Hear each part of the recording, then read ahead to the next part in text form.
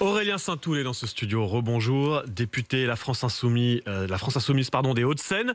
Hier, Jean-Luc Mélenchon, Mathilde Panot, Manuel Bompard et plusieurs cadres de La France Insoumise ont signé, publié une tribune dans la presse qui s'adresse directement à Emmanuel Macron avec en substance un message: si vous ne nommez pas un Premier ministre issu du nouveau Front populaire, alors nous allons engager une procédure de destitution. Mais au fond, vous savez que ce n'est que de la com, que ce n'est techniquement, arithmétiquement pas possible. Alors, c'est pas de la com, c'est de la politique. Je sais que souvent les deux semblent se mélanger, mais non, c'est de la politique au sens noble du terme. Pourquoi ? Parce qu'on est dans une situation où, en réalité, le président de la République a mis la démocratie sous cloche. D'une certaine façon, il l'a chloroformisée.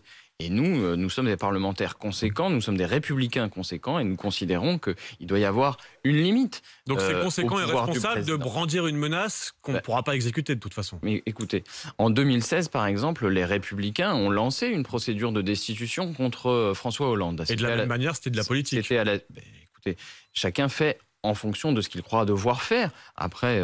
on tâche de convaincre, on tâche d'avancer, mais on ne se lance pas dans une procédure ou même dans une campagne électorale parce qu'on a parti gagné. On le fait parce qu'on pense qu'on doit le faire. Est-ce que c'est le bon timing ? Emmanuel Macron vient de vous dire: je vous reçois vendredi prochain, on va sortir de cette situation. Est-ce que c'est pas une manière de tendre un peu plus, de bordéliser, tiens, pour reprendre un mot que la France Insoumise adore, de bordéliser un peu plus la situation ? Alors, ce n'est pas un mot que nous adorons, c'est une tentative de nous stigmatiser utilisée par Gérald Darmanin la première fois. Deuxièmement, utiliser une procédure qui figure clairement dans la Constitution, je ne vois pas en quoi ça pourrait être qualifié de bordélisation. Et puis, évidemment, si nous pensions que ça n'était pas opportun, on ne l'aurait pas fait aujourd'hui. Donc non, en réalité, on est dans une situation où, comme je vous le dis, le président de la République a créé une succession de précédents qui sont très graves du point de vue démocratique. Je vous les cite. Vous avez le Premier ministre qui arrive et qui pose sa démission, comme il devait le faire. Le président la refuse. Une semaine après, 2 semaines après, il la reprend. Mais quel est le délai pour un président pour disposer comme ça de la démission de son Premier ministre ? Sauf que pour en revenir à cette menace... C'est un précédent grave, un autre précédent antidémocratique. Vous avez des ministres qui se sont retrouvés à voter à l'Assemblée nationale en étant députés et ministres. Un Premier ministre qui est aujourd'hui toujours président, qui est déjà président de son groupe. Mais on devrait sortir de cette situation dans les jours qui viennent, puisque Emmanuel Macron... Vous avez une garantie. Vous avez le calendrier, vous, du président de la République ? Calendrier, mais a priori, ce qu'on comprend, c'est que vous allez être reçu dans les jours qui viennent pour une nomination un peu plus tard, peut-être la semaine prochaine. On n'est pas à 2 heures près, c'est ça que je veux dire. Mais surtout, ce que vous avez forcément retenu hier, c'est que personne parmi vos alliés au sein du nouveau Front populaire ne soutient cette menace de destitution portée par les Insoumis. On a vu la fin de non-recevoir d'Olivier Faure du Parti Socialiste, même chose chez les écolos. Tiens, écoutez Fabien Roussel, on va l'écouter, le secrétaire général du Parti communiste. Je ne suis pas certain du bien fondé d'une telle démarche. J'ai un doute sur le fait qu'elle puisse arriver jusqu'à son terme. Ce sont des menaces, mais je pense que c'est beaucoup de com'. D'abord, ça ne change rien parce que nous sommes une coalition de 4 forces politiques avec des nuances et nous sommes d'accord sur une chose, c'est de nous rendre à cette invitation le 23 août prochain avec Lucie Castet et de demander au président de la République de nommer Lucie Castet première ministre. Et c'est ça qui compte et c'est ça que nous voulons mettre en avant.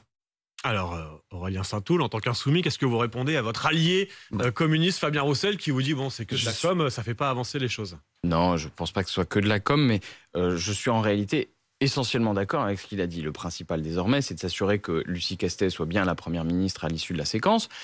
Pour le reste, qu'il considère que quand on n'est pas sûr du résultat, il ne faut pas se lancer dans une démarche. Je crois que ce n'est pas la stratégie de Fabien Roussel d'habitude. Il n'était pas certain de devenir président de la République quand il a candidaté. Et d'ailleurs, il a fait un score assez décevant. Donc non, quand on a un objectif politique, on se donne les moyens de l'atteindre et on n'est pas sûr du résultat. En tout cas, ce qui est certain, c'est que moi, depuis cette élection législative, je reçois de nombreux témoignages, de nombreuses assurances de personnes qui me disent « mais enfin, on a gagné quand même.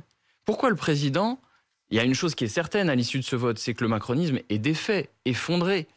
On ne peut pas imaginer qu'on aurait bientôt un Premier ministre... Que vous avez gagné, mais que vous n'avez pas la majorité absolue, qu'il va falloir... Mais je ne le sors pas un lapin du chapeau. Je vous dis juste qu'il y a bien une leçon dont on est certain, c'est que le macronisme est effondré. Et on ne peut pas imaginer, on voit tous ces ballons d'essai, toutes ces tentatives de nous parler de candidats qui seraient des Macron-compatibles, du macronisme soft. Le seul message certain de cette élection, c'est que les Françaises et les Français ne veulent pas de macronisme, ni soft, ni dur, ni Canada Dry. Vous faites référence, soyons clairs, à des hypothèses, des noms qui sont sortis dans la presse comme Xavier Bertrand ou Bernard Cazeneuve, par exemple, peut-être pour trouver des soutiens à gauche. Bernard Cazeneuve, c'est un nom qui serait rejeté par les Insoumis. Écoutez, M. Cazeneuve, il a une formation politique qui s'appelle la Convention, qui est groupusculaire, qu'il n'a pas su faire prospérer. On nous a annoncé monts et merveilles. Bon, M. Cazeneuve ne représente rien que sa personne et éventuellement les sympathies qu'il peut avoir pour Emmanuel Macron. Donc, ce qui est en cause là, pour nous, c'est de nous assurer qu'au plus vite, Lucie Castet devienne Première ministre. C'est nécessaire, c'est légitime. Et puis, encore une fois, il s'agit de poser des limites au pouvoir monarchique de ce président.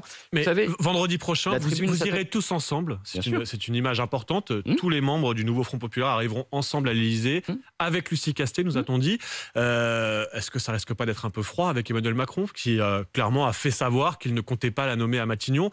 Ça peut pas être ça va être un dialogue de sourds. Si vous arrivez en disant, nous, c'est Lucie Castet ou rien, et qui vous dit, moi, ce sera pas Lucie Castet, ça va durer 5 minutes. J'ai l'impression, dans ces cas-là, que c'est M. Macron qui ne fait que de la com et qui nous fait perdre du temps, parce qu'on est dans une circonstance où en réalité chaque jour qui passe, c'est une sorte d'abus de pouvoir. Chaque jour qui passe crée les conditions pour que le futur gouvernement ne puisse pas travailler. Vous vous rendez compte qu'on nous explique qu'on a un gouvernement qui ne gérerait que les affaires courantes. Mais enfin, un ministre de l'Éducation nationale qui prépare la rentrée. La rentrée, c'est le moment le plus important pour un ministre de l'Éducation nationale. Est-ce que vous considérez que ce sont les affaires courantes? Évidemment non. Juste pour que ce soit clair, que les auditeurs comprennent bien, Aurélien Saint-Toul, pour vous, les Insoumis, ce sera Lucie Castet ou rien.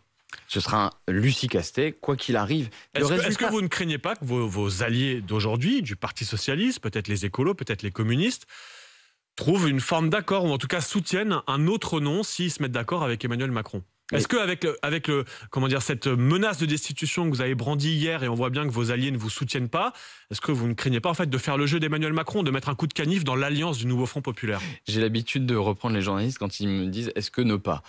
C'est votre conviction. Si vous me dites « est-ce que ne pas ?» vous affirmez quelque chose. Est-ce que vous prenez le risque en tout cas de la désunion avec cette stratégie? Évidemment, quand on pose un acte, quand on présente une tribune, c'est qu'on a la conviction que ça sert la cause qu'on défend. Sans vous concerter avec vos alliés. Je pense que, bien sûr que, en l'occurrence, ce dont il est question, c'est d'affirmer la position de la France insoumise. Nous sommes une coalition, chacun a une libre parole, nous l'utilisons et nous faisons savoir que dans ce pays, il y a bien des limites au pouvoir monarchique du président. Vous savez, il y a eu des précédents. On est dans une situation qui ressemble beaucoup à celle du 16 mai 1877. On est dans le cas de la Troisième République et c'est pour ça que la tribune s'appelle se soumettre ou le démettre, parce que c'est une allusion à la phrase de Gambetta qui a fait tomber d'une certaine façon MacMahon. Eh bien nous disons il y a une limite au pouvoir du président de la République. Il ne peut pas passer au-dessus du résultat des élections législatives et s'il le faut, eh bien nous ferons tomber. Vous passer la semaine à brandir cette menace avant d'aller à l'Élysée vendredi. Nous rappellerons que MacMahon est tombé et s'il le faut, il faudra faire tomber Macron.